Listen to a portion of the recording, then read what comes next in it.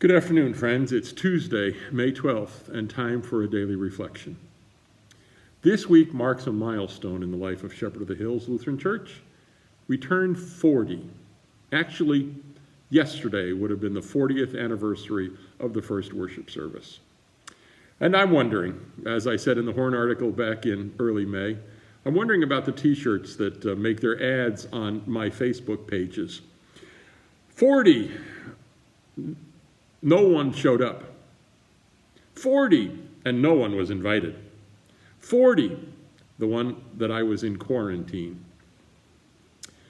Again, May 11, 1980, first worship service for this new community of faith called Shepherd of the Hills Lutheran Church.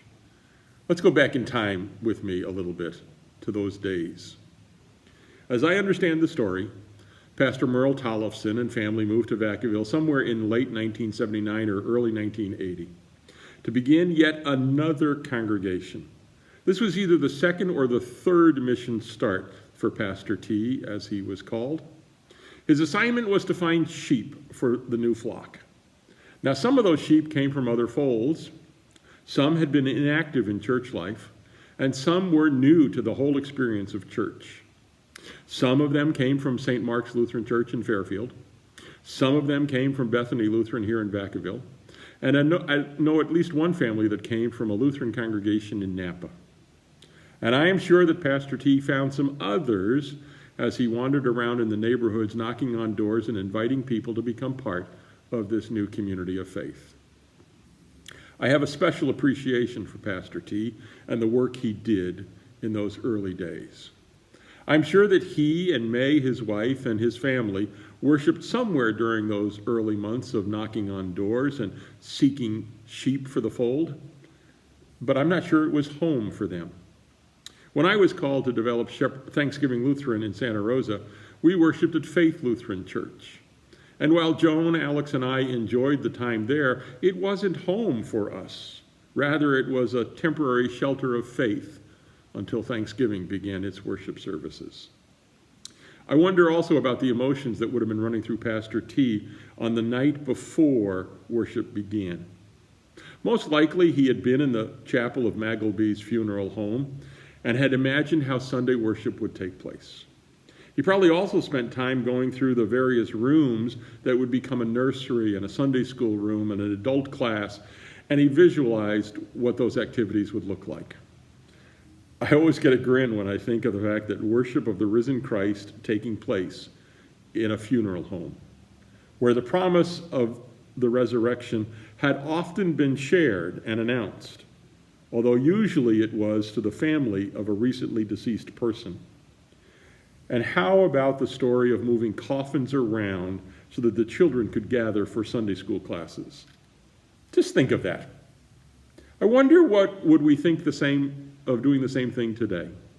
Or are we just a little more concerned about sending the wrong message?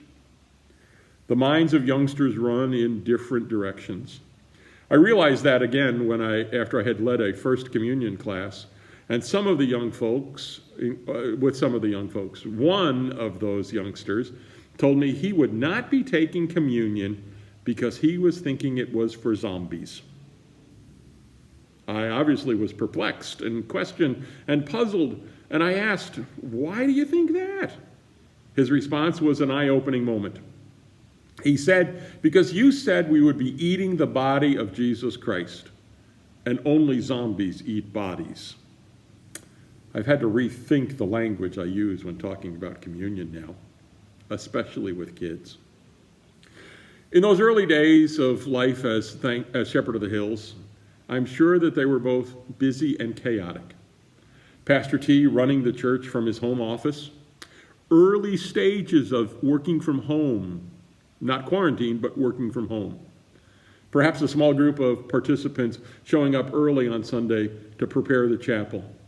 When communion was held, the elements would have been brought in and everything set up. Hymnals set out, bulletins arranged.